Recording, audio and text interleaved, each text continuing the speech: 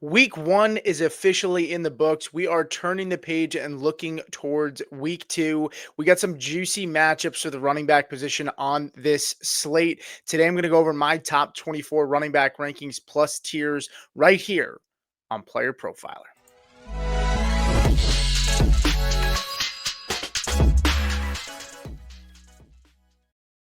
Tier one is pretty big this week. There are a lot of guys that I see possibly finishing as the RB1 overall on the week. And that's what I use tier one for. It's guys that I project to have a chance to finish as running back number one. You have Christian McCaffrey here as the RB1 this week. And Fantasy Points data model has expected fantasy points that pretty much weights every single rush and target based off of the circumstances of the opportunity. Christian McCaffrey ranked number one in this statistical metric for week one. And by a wide margin, the utilization was really, really awesome to see for Christian McCaffrey. The injury that was, concerning people all week really seemed non-existent for Christian McCaffrey, and it could be a roller coaster ride all year long for him. But I mean, the utilization was awesome. We had 10 targets, a 28% target share. George Kittle is going to be out this week. He's probably going to be out for a few weeks. I'm assuming Brock Purdy is going to play in this matchup. He's dealing with a shoulder injury. Status is still up in the air during the time of this recording. But even if it is Mac Jones, Christian McCaffrey is going to get used a ton in this offense. I love him here at running back one. We saw him have 23.2 points in week one in PPR, and the Saints gave up 22.9 points to the running back position in the first week.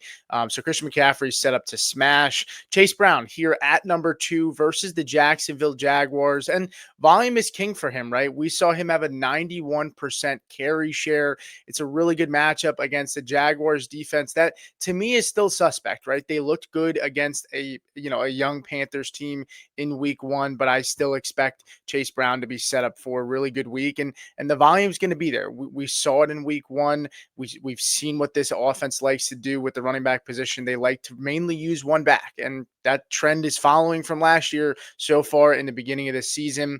Derrick Henry here at number three. I wanted to put Derrick Henry higher. A lot of people were expecting, is the age cliff going to happen? Is the regression going to happen? Is he a smart click in the first round? And so far, so good for Derrick Henry, who had a monster week against Buffalo, 18 carries for 169 yards. He takes on the Cleveland Browns this week. And Derrick Henry's second most points per opportunity in week one. He made the most of his opportunities that he got. Look, Cleveland's run defense is a little bit stingy, which is why I didn't have him, higher than Chase Brown, but he's still here at number three. Henry has played Cleveland 7 times. He's gone over 14 points in 2 of those 7 matchups. That was a 27.9 game and then a 28.1 game. And that 28 points was the most recent matchup against the Cleveland Browns. Moving on to number 4, Bijan Robinson taking on the Minnesota Vikings. And look, Minnesota has a very stingy defense overall. We saw them pretty much hold DeAndre Swift to 3.1 yards per carry on Monday Night Football. Not super surprising. It's not like DeAndre Swift is a top runner of the football.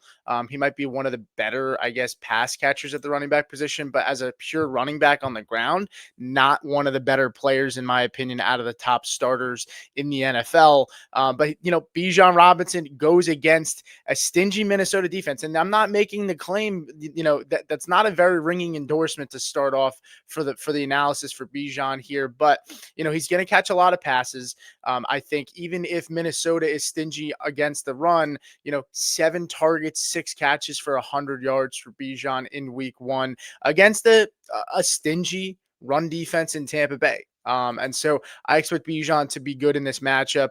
He's there at number 4 for me. Jahmyr Gibbs here at number 5. Detroit takes on the Chicago Bears, and Jahmyr Gibbs is looking to bounce back, right? Jahmyr Gibbs, the volume was there for him.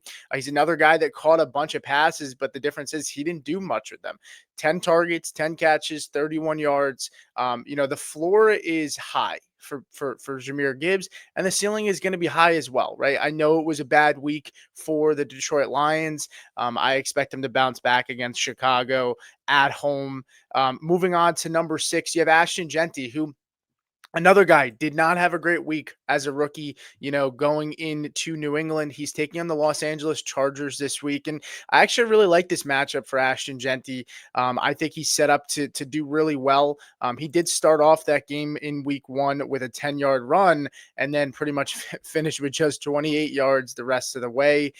Chargers rush EPA on defense was actually the worst in the NFL in week one. Pacheco and Kansas City really just did not capitalize on it.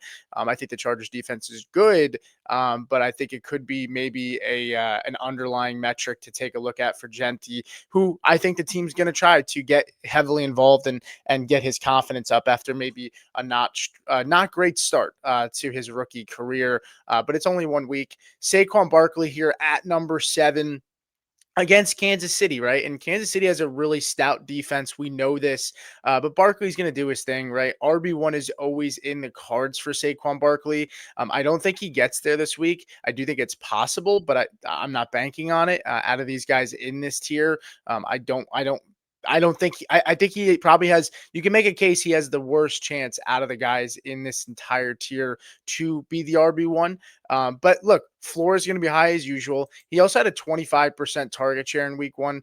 I don't expect that to stay the same for Saquon Barkley on a week by week basis. AJ Brown had one target in week one, so I'm not expecting that to stay the same.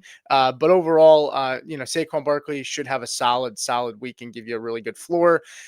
Rounding out the end of this tier, though, Bucky Irving against the Houston Texans. Bucky Irving had a really under the radar week, and I say that because look, the stats for him might not have been gaudy in terms of the efficiency and what he did with his touches, but the opportunities were absolutely there for Bucky Irving. 18 of the 22 running back touches went to Bucky Irving, an 81.8% opportunity share. 82% running back carry share, 75.9% snap share.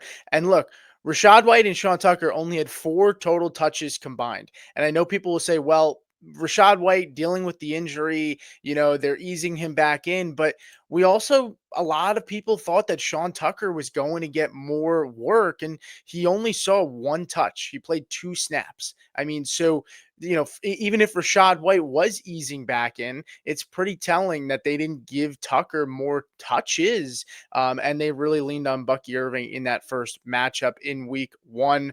But that's going to do it for tier 1. Let's go ahead and move over to our tier number 2. Kyren Williams at running back number 9 to kick off this tier. And Kyren Williams, 90% opportunity share in week 1 for all the talk of Blake Corum and Jarquez Hunter. While those guys are still young and maybe it takes a little bit more time for them to work into that offense, Sean McVay pretty much told us how he feels about this backfield so far. It's Kyren Williams' backfield. And until things go awry, he's going to be the guy to play this week against the Tennessee Titans. Tennessee Titans have about above average run defense with Tavondre Sweat and Jeffrey Simmons.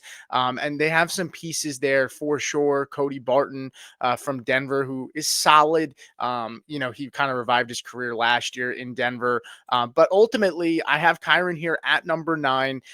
Moving on to Josh Jacobs at number 10 versus the Washington Commanders.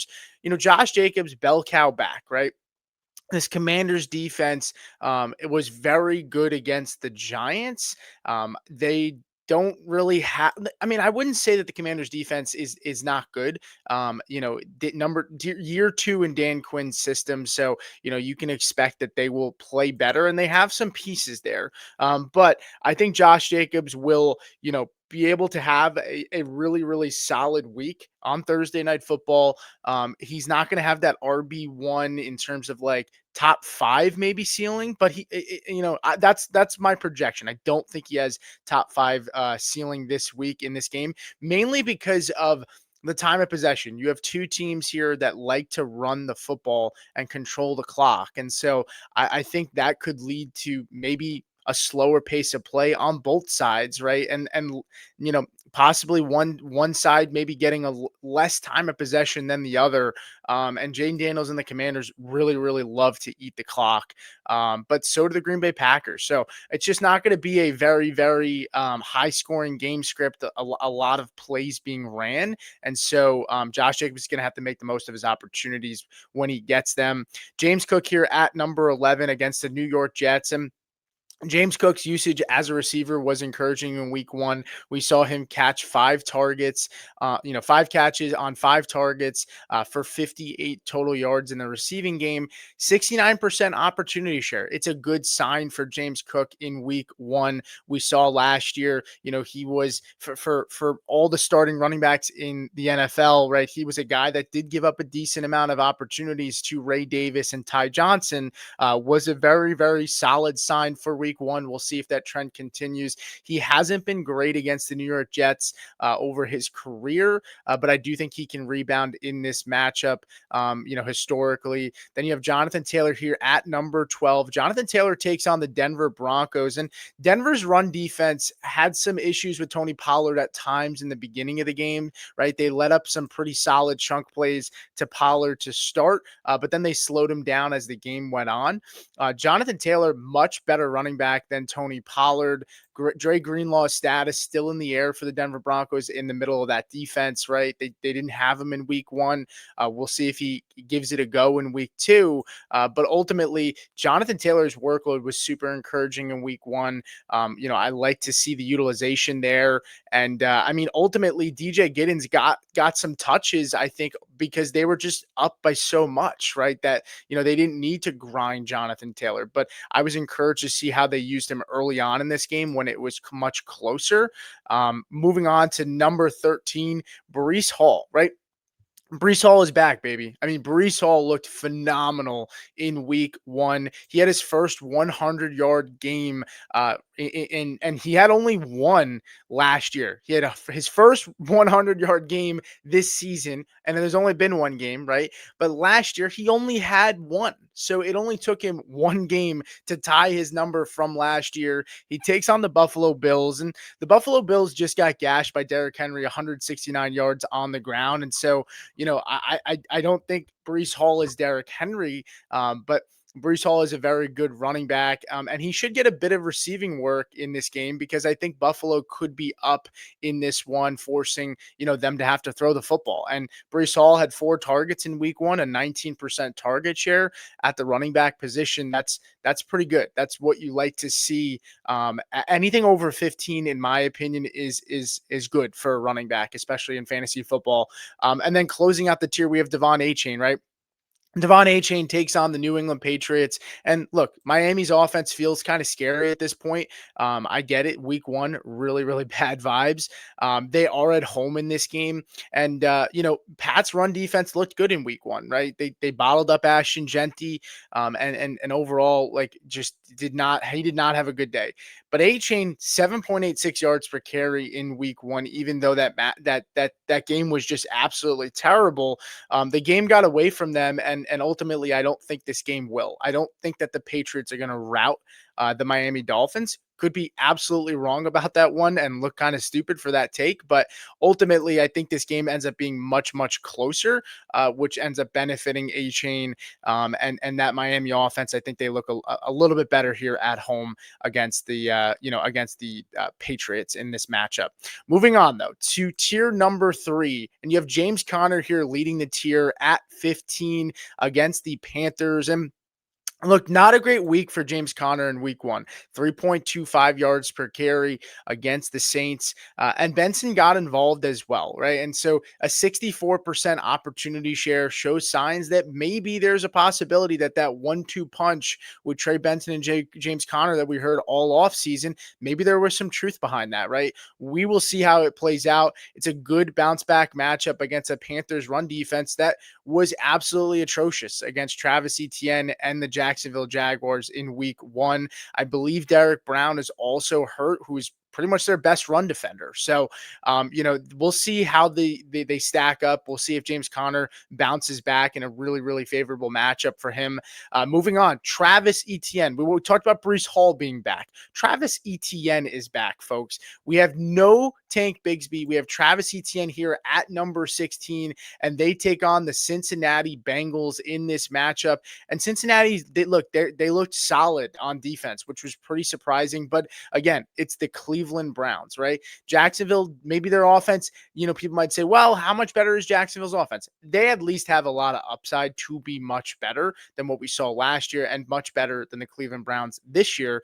We have Travis Etienne here at number 16. And look, I wanted to move Travis Etienne higher in this list. I just couldn't find a way to get him much higher. I think 16 is pretty fair. He had a really good week 1. I think having him at 16 when he wasn't even in the top 24 in week 1, having him at 16 is fair, right? It's not getting too high. It's not getting too low. I'm not completely throwing out the week 1 performance, but I'm also not ignoring it either.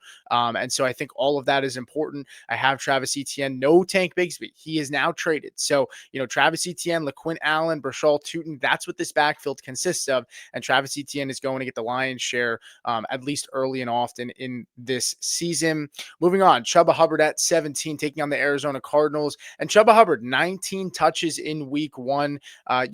Was Rico Dowdle gonna eat into that workload? We did not see it in week 1. Chuba Hubbard still looks like the guy there.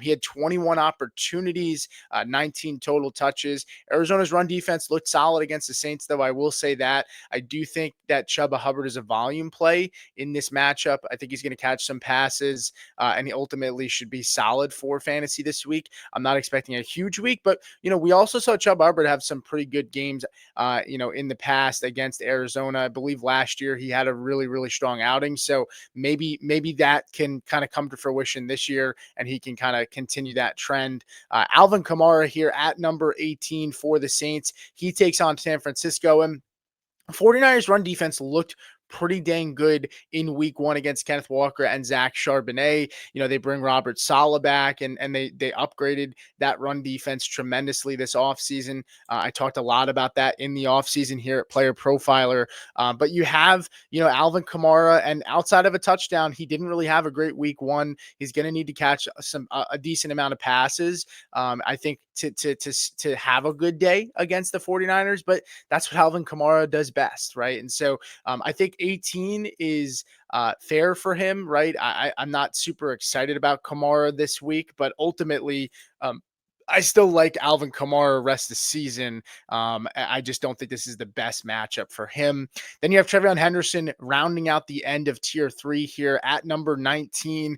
It's pretty much where I had him last week. He takes on the Miami Dolphins. And look, Trevion Henderson was clearly the best running back on this team last week. Ramondre Stevenson's only going to keep that starting running back role for so long, right? I mean, eventually this team is going to, in my opinion, get sick of, Stevenson's lack of juice that Trevion Henderson is going to be able to provide. And to me, I like Trevion in this matchup. Miami's defense is reeling after a brutal week 1. I think we could see a higher scoring matchup here. With the possibility of no Christian Gonzalez for the Patriots. Miami's secondary is absolutely atrocious. Maybe they let it rip with Drake May, but I think ultimately for Trevion Henderson, we're going to see a floor of at least 4 receptions every single week this season, in my opinion. I don't think that that's a crazy stat line, and the floor should be 4 receptions, and that's really, really good for PPR. But I like Trevion Henderson in this matchup. I think he can have a really solid game. And I think he had a solid game last week, right? For fantasy. It wasn't the high big boom week that we were hoping for, but he still played just fine. And as he starts to get more work, he'll continue to get better. Moving on to tier 4 and the final tier. And I know seeing the face on this tier and Kenneth Walker is like seeing the boogeyman. We'll get to him shortly, but Omar and Hampton here at number 20 takes on Las Vegas, and Vegas's run defense looked pretty good in week 1. I think ultimately that defense could be stingy under Pete Carroll. Hampton looked better than the stats show. I don't know how high I can put Hampton though in a matchup that to me it's not a non-below average matchup, and he doesn't catch the football a ton so far. I think until he starts catching more passes, I can't put him much higher in a matchup that I don't think is a plus matchup for him. So I have him here at number 20. We'll see if Najee Harris gets more involved in this offense, but I think 20 is pretty fair based on what we saw last week and just based on the matchup this week. Tony Pollard here at 21 takes on the Los Angeles Rams. Not a ton to say about Tony Pollard in this one. He's a stable RB2 floor. The ceiling, not so sure how high that's going to be in this matchup against the Rams, whose defense looked pretty good last week, but their run defense, if there's one thing that the Rams defense didn't look great with last week, it was the run defense. So, that could be a good sign for Pollard. I just don't know how high that ceiling is. Kenneth Walker here at 22. And look, no one wants to see this guy on the screen, right? Especially if you drafted him. It's only 1 week, but the rumors and the talk about Zach Charbonnet and Kenneth Walker being in a timeshare appear to be valid, right? We saw in this game, these guys split a ton of touches, right? And almost pretty much went 50-50 in that workload. Sharbs and him, it's going to be frustrating, I think, all year because both guys are going to be involved. Steelers run defense, though, got beat up a little bit in week 1, and part of it had to do with Justin Fields. Don't get me wrong, his rushing element definitely adds another wrinkle and helped out Brees Hall, but I'm expecting a bounce back for Kenneth Walker this week after a tough week in week 1. I'm not ready to write Kenneth Walker off completely, but this is also coming from a guy who wasn't extremely high on Kenneth Walker, so I'm not extremely disappointed in week 1 because to me, I was expecting a split, but I don't think I was expecting him to look nearly as bad as he did, and I don't expect that to continue either. David Montgomery here at 23. Detroit takes on Chicago, and Chicago Bears, their defense looked solid against the Vikings, at least in the first half, and then in the last quarter, Vikings started to kind of put the pressure on a little bit and ultimately won that game, but David Montgomery and the Lions, look, they could not get things going on the ground at all in week 1. Montgomery had 4 receptions for 18. I don't expect that to continue as well, but I also don't expect David Montgomery to rush for 2.27 yards per carry. That's what he had in week 1, and I'm not expecting that to stay the same. I think he's a solid play against a Bears defense that, to me, did not look great against a hammer back in Jordan Mason. Jordan Mason is the more physical runner between Aaron Jones and Mason in that backfield, and Mason had some pretty strong runs. He's more of the thumper, and I think ultimately, I think David Montgomery could have a solid week in this matchup. And last but not least, Javonte Williams, my Prince Javonte Williams, finally looks like a little bit like the old Javonte Williams. I'm not going to get super over my skis on Javonte just yet. Running back 24, I didn't even have him in the top 24 last week. I don't think many people, if any, did. And if you did, props to you. But look, he looked like he had some juice last week. And Giants front 7 is supposed to be really, really good. They were not in week 1. I don't expect that to stay the same every single week where they're just a disappointment. Ultimately, I think Javonte is going to have a solid floor in the receiving game. Maybe he plunges one in for another touchdown. Miles Sanders with that fumble last week did not help his cause in terms of trying to push for more work in this offense. So Jaden Blue was a healthy scratch. I think Jaden Blue maybe gets activated this week, but ultimately this is Javonte Williams' backfield. And I think Javonte is going to do what Javonte did maybe in week 1, maybe not get 2 touchdowns, but I think he's going to score a touchdown, hopefully, and give us a solid outing, but not extremely high upside. He's going to be a stable play, right? He's going to be a guy that, hopefully gives you a low end RB2 output. And if he gives you higher than RB2, great. He definitely gave us a higher than an RB2 in week 1. But that's going to do it for me, guys. Thank you so much for watching. Make sure you like and subscribe. Comment any questions below. Injuries pop up during the week. Maybe that changes some of the rankings. If you have any questions to see if anything has changed, leave a comment in the comment section below. If you liked this video, let me know. If you want things to change on the video, if there's anything specific that you would like to hear going forward, let me know. But that's going to do it for me, guys. Pete Nova here with Player Profiler. I'll see you guys next time. Hey, I want to thank you for being part of this broadcast. If you have any thoughts on it, leave a comment. If you enjoyed it, make sure you leave a like. And if you want to see more shows on the Player Profiler channel, subscribe to it. That's how we know you want more.